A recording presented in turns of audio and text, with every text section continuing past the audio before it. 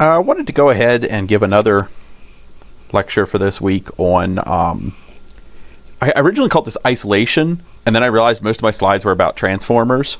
So it's going to be a little bit about transformers and even a little bit less about isolation, but they're both kind of important concepts. One, just understanding how power flows from the power plant to you, and what the role of transformers is. And that's more importantly for instrumentation, how we're going to use transformers to perform isolation. And so if you don't not familiar with any of these terms, it's okay, we'll get to that.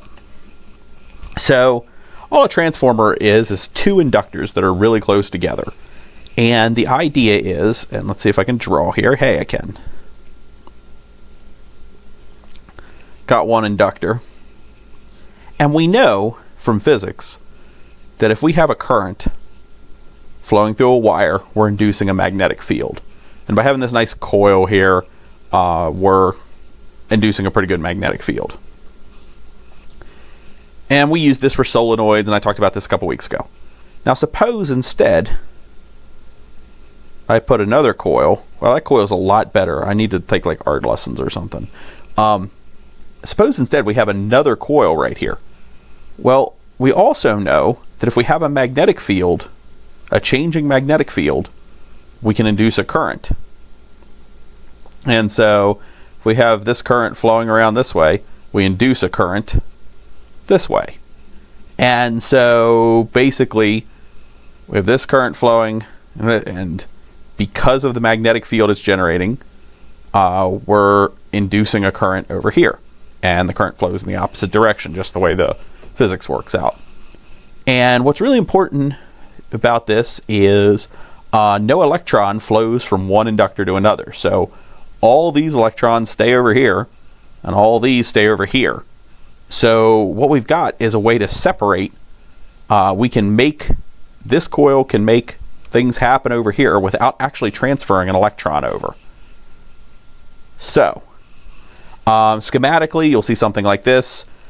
This is typically the ratio of turns, and these are the voltages.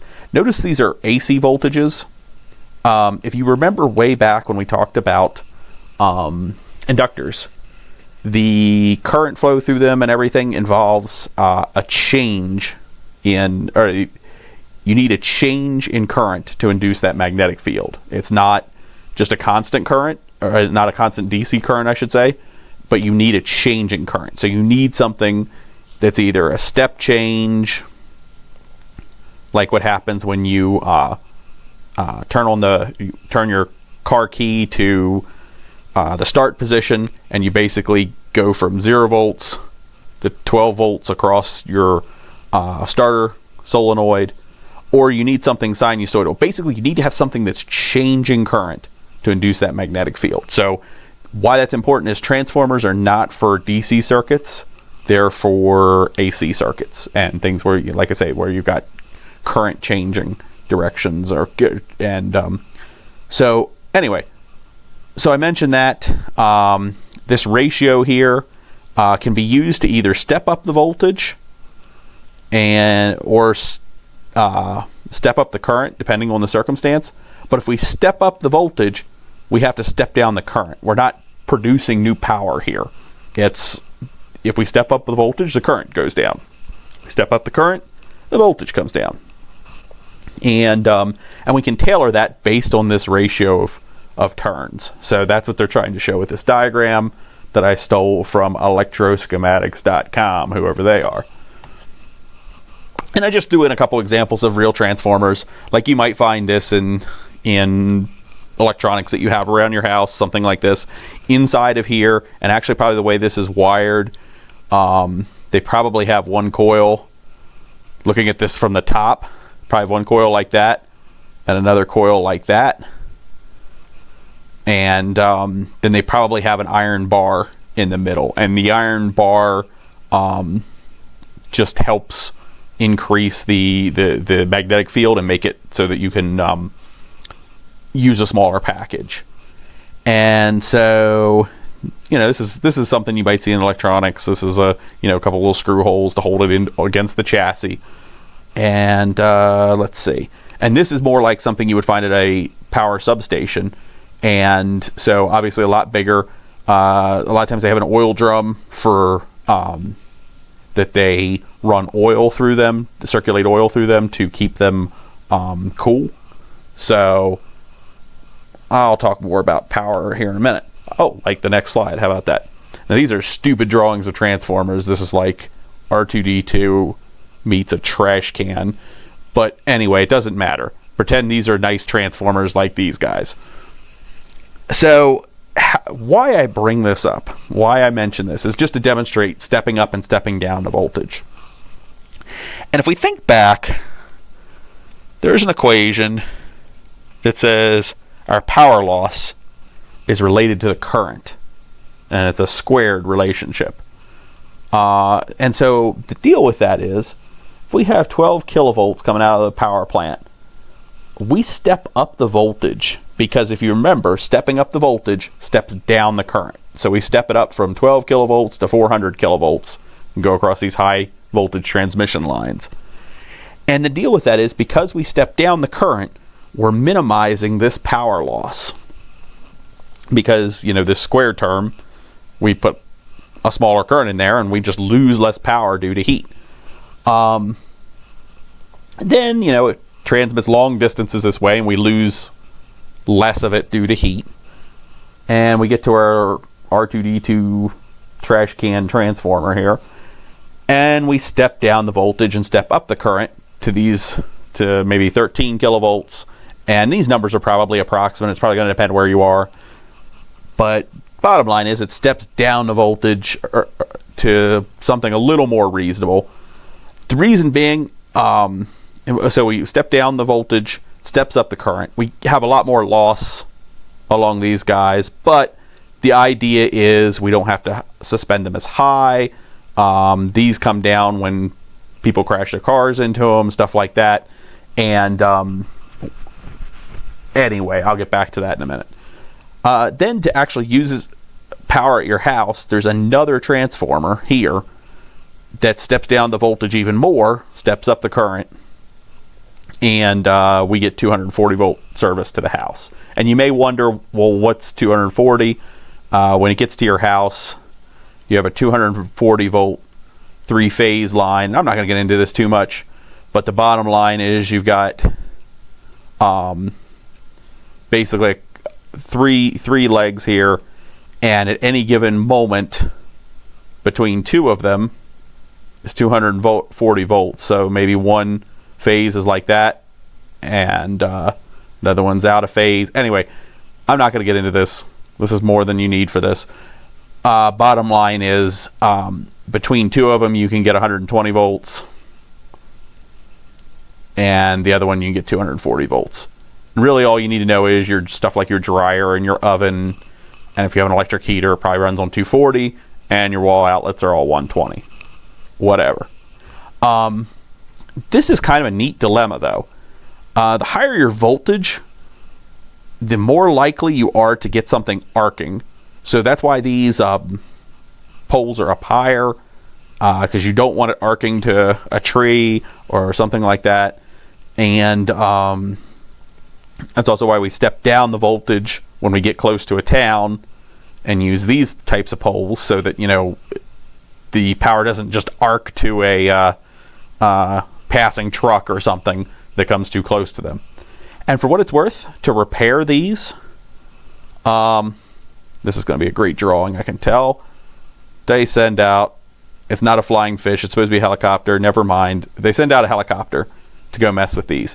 Because as long as the helicopter is near these lines, out here, and not near these towers, you can even have a guy standing here working on a live line at 400 kilovolts, and he won't get shocked because there's no path to ground. Whereas if he put a ladder up there, he'd most definitely get shocked. So anyway, just a little side note on that.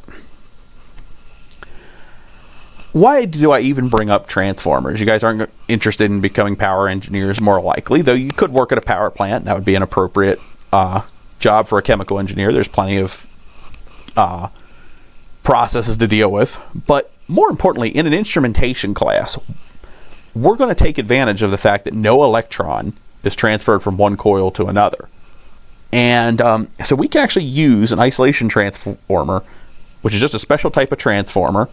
It's got a 1-to-1 coil ratio typically. We typically aren't stepping up or down by the time we're talking about purely an isolation transformer. But what we can do is actually use them to protect delicate instrumentation.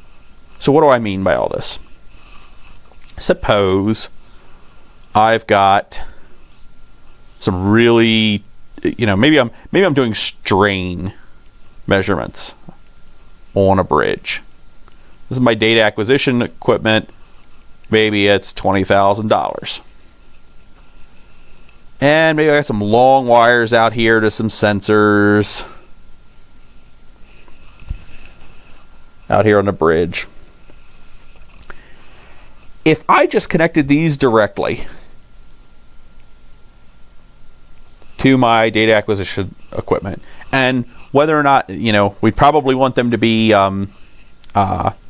differential connections. I just drew one wire, but they'd probably be differential connections. Doesn't matter though, they're directly wired to the data acquisition system. Maybe this is looking for things on the order of maybe even as much as 5 volts. We'll go like really generous. We're looking for a signal that's maybe 5 volts.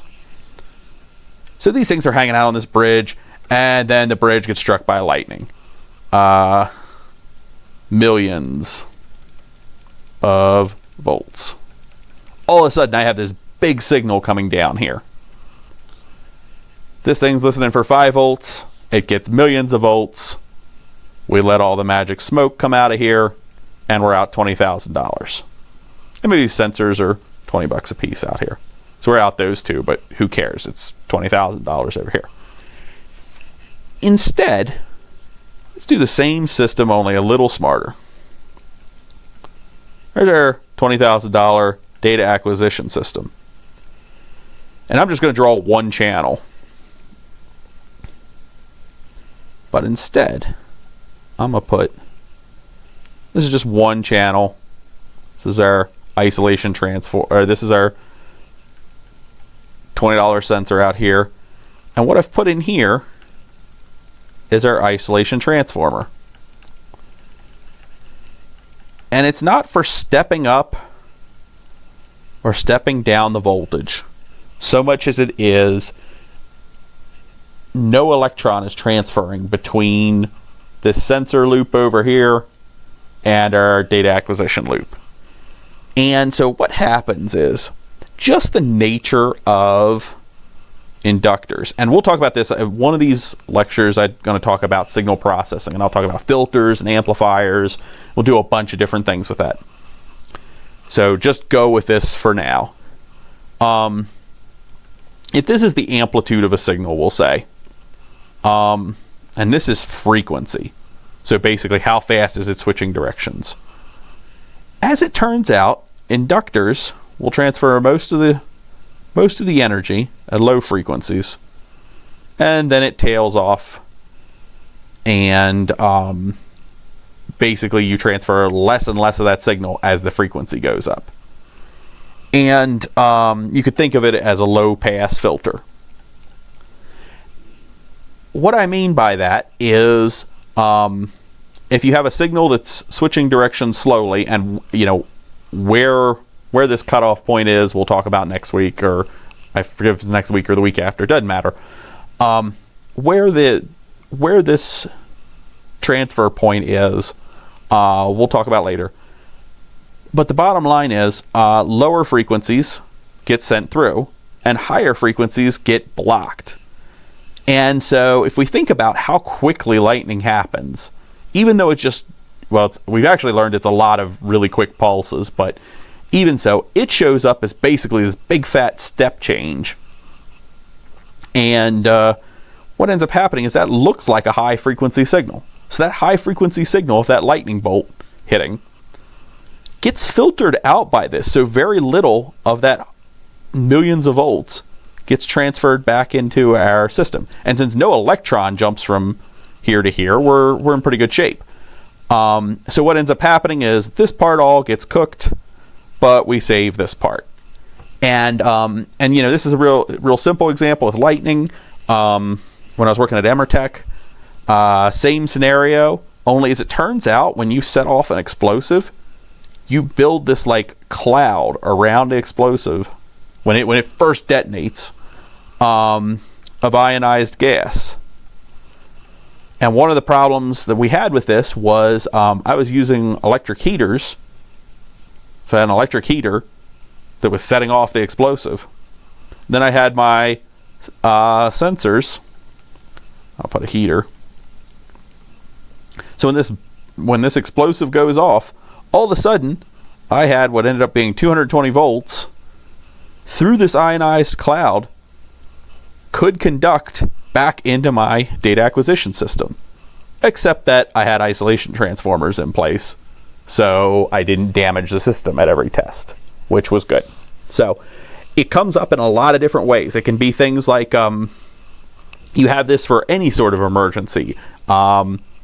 Somebody crashes their car into something. Somebody, like, anything you can do to keep high voltage, and even just, you know, relatively high voltage. Just doesn't even, you know, I gave the example as millions of volts, and down here is 220 volts.